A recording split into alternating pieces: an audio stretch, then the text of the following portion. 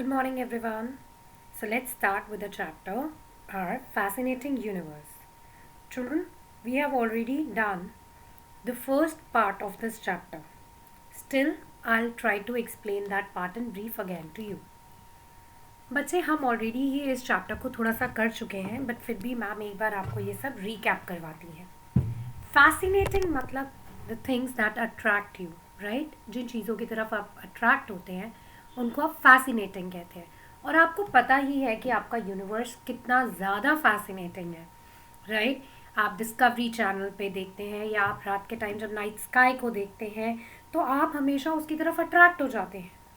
क्यों अट्रैक्ट हो जाते हैं? Because of the different stars, the moon that looks beautiful, day time में सन जो इतना मिस्टीरियस होता है जिसकी लाइट के सामने हमें और कुछ दिख ही नहीं पाता, बट उसकी इम्पोर्टेंस क्या है, मून की क्या इम्पोर्टेंस है, we all are gonna read this ahead, right.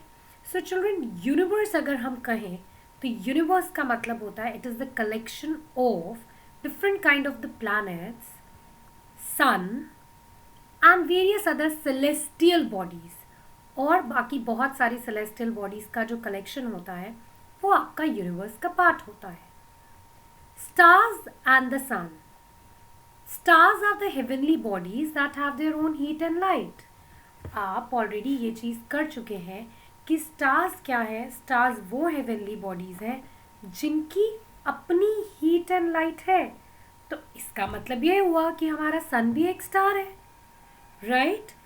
And children, ये स्टार्स जब एक पर्टिकुलर शेप में, एक पैटर्न में अपने आप को ऑर्गेनाइज करते हैं तो इनको आप कॉन्स्टलेशंस कहते हैं.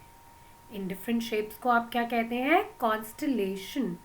It looks big compared to other stars because it is comparatively closer to the earth. The other stars cannot be seen during the day because of the bright light of the sun.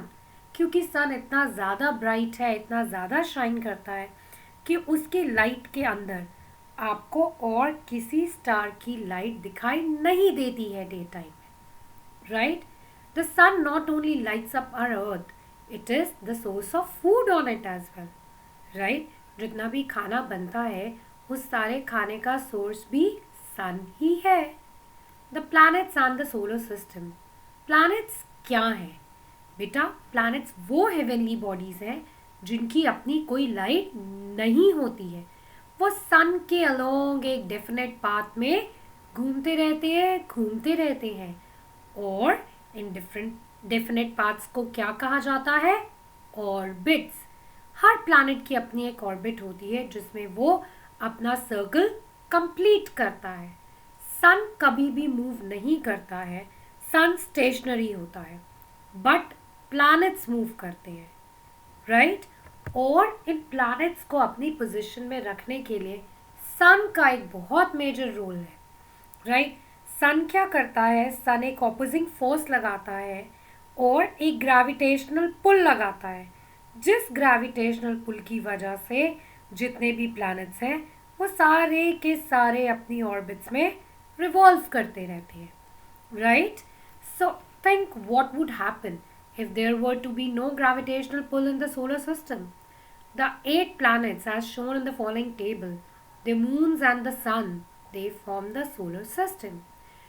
Children, अगर ये सन की gravitational pull नहीं होगी, right, अगर सन अपना gravitational pull exert नहीं करेगा इन planets के ऊपर तो अल्टीमेटली क्या होगा?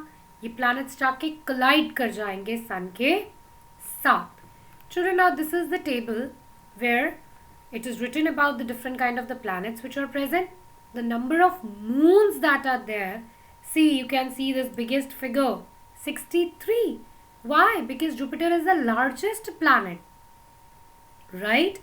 It is the largest planet and it has 63 moons. Mercury is the nearest planet to the sun. It is the nearest planet to the sun, although it is very hot, but it is not the hottest planet.